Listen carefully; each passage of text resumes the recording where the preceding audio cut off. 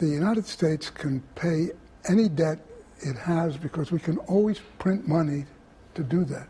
So there is zero probability of default. It is impossible for the United States to go bankrupt. Actually, it should be possible like any country, but in practice, it's a different story. Hi guys, today we're talking about US debt.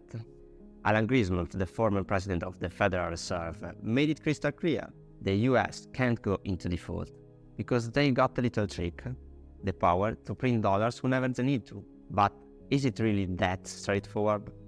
You see, one of the big players in the financial game, Fitch, you know those folks, great stuff. I've spoken about how financially fit the US wallet is going to be in the upcoming years. And so, as investors, we are asking ourselves, is US bankruptcy technically impossible? Let's begin by recalling what a country rating is. Think of it like a measure of solidity, which essentially means that the higher up the ladder you go, the lower the chances of the country or company going belly up. So a triple rating suggests that the odds of failure are nearly non-existent. As you move down the ladder, you're looking at a bit more risk, and a bit more until you hit the red line. Anything below that line, labeled as junk or trash, is an investment with high chance of failure. Fitch is one of the heavy hitters in the global rating game. They're in the business of giving constant evaluations on stability and financial soundness of companies or financial instruments. Speaking of which, this rating agency has just lowered the United States evaluation from AAA to AA+. When a major and influential rating agency like this one makes a judgment, it's as if they slap a label onto a particular country. Nevertheless, it's crucial to acknowledge that they are nowhere near possessing crystal ball. And there have been occasions when their forecast proved to be quite incorrect. Fitch forecast a public deficit of 6.3% of GDP in 2023, a significant increase compared to the 3.7% recorded in 2022. But what's driving this debt surge? Primarily, it's due to two factors: the rising government spending and the cost of interest on debt. Looking ahead to the next few years, the agency expects the debt to climb even further, potentially reaching 6.9% of the gross domestic product by 2025. The economic slowdown will be mainly fueled by consumers struggling to borrow money, thanks to rising interest rates, and general decline in spending caused by the widespread increase in prices.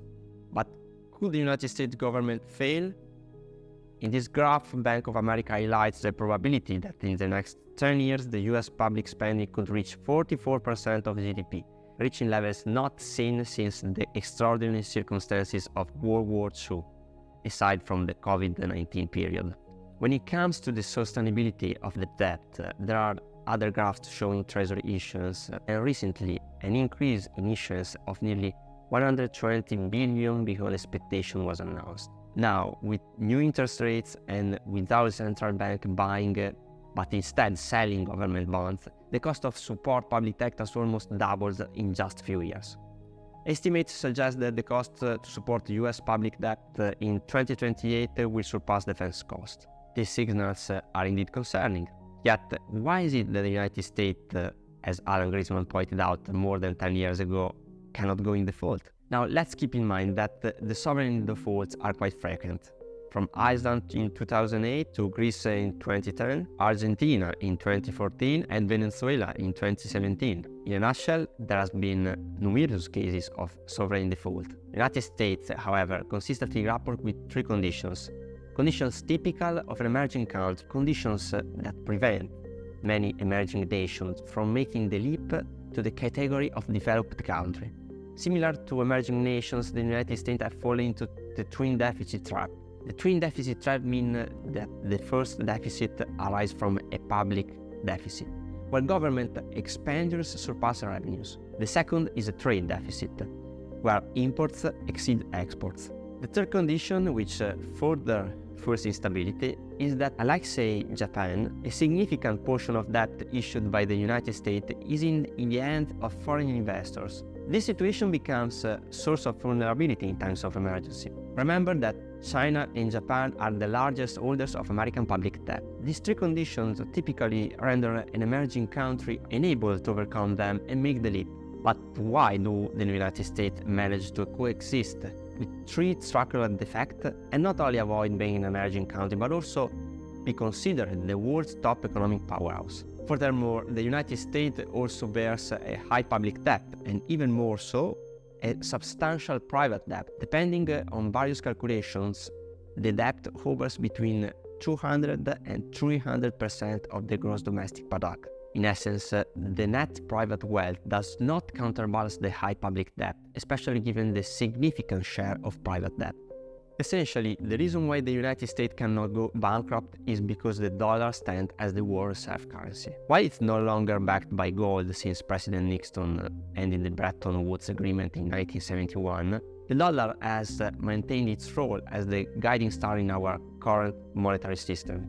This system is now based solely on fiat currency, which has value because the trust in the issuing authority, rather than being tied to a physical asset like gold, or as it happened in history, copper or salt. Despite the dollar's depreciation over the years, it still remains the ultimate safe haven, even without the gold standard. This is largely due to the United States being recognized as the world's foremost economic and military powerhouse. For instance, oil exporters settle sales in US dollars because the dollar is the most widely accepted currency, simplifying their investment of export earnings. In this era, also called dollar standard, the United States can afford to manage its finances like an emerging nation, while still managing the status of being the issuer of the global reserve currency. Yet, interest payment on debt has surpassed over $1 trillion.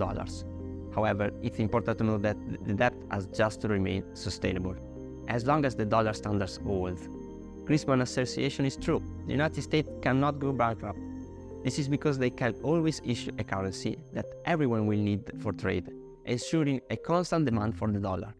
We have established that the public debt doesn't necessarily need to be fully repaid. It just needs to remain sustainable. Private debt, on the other hand, does need to be paid back. This distinction becomes particularly significant for the average wealth of Americans, as interest on private debt is surging. In just a year, credit card interest rates have jumped from 14 to 21%, while interest rates for new auto loans have risen from 4 to 8%. What's even more alarming is that nearly half of Americans now rely on credit cards to cover essential living expenses, as indicated by 2023 survey. The impact is even more dramatic and potentially far-reaching in the case of new mortgages.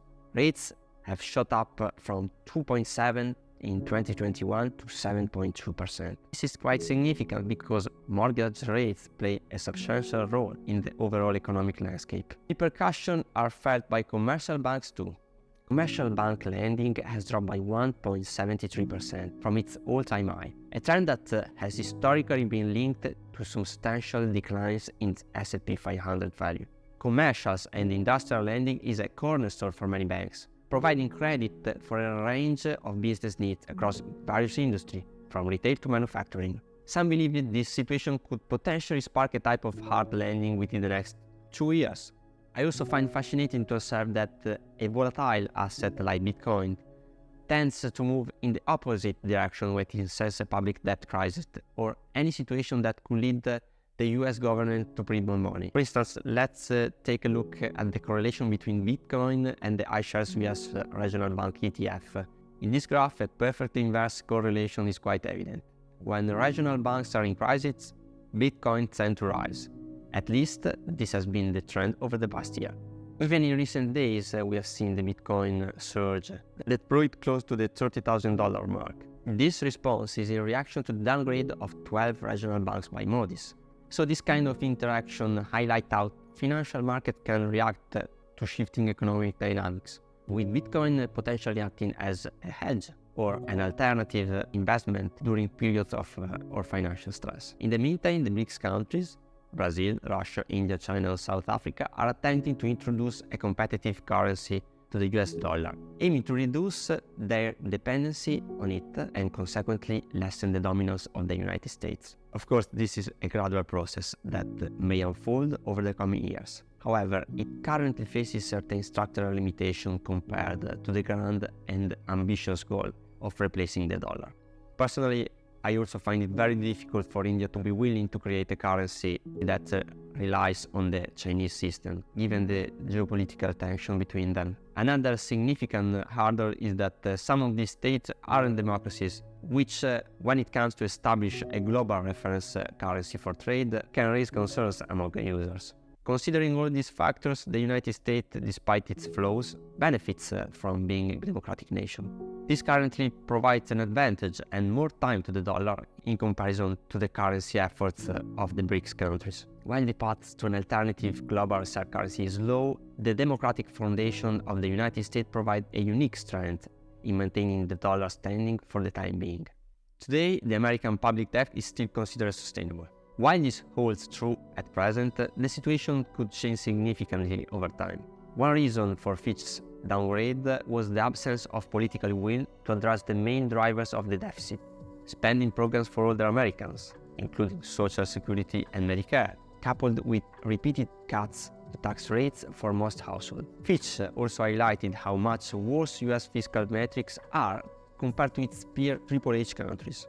To illustrate, the US is projected to allocate 10% of federal revenue to interest payments by 2025, in very contrast to the just 1% of the average Triple H rated country, and just 4.8% for a AA rated nations. So why isn't the US rating even lower? This is due to the reserve status of the dollar and the substantial size and security of treasury debt, which grant the US an unparalleled borrowing capacity.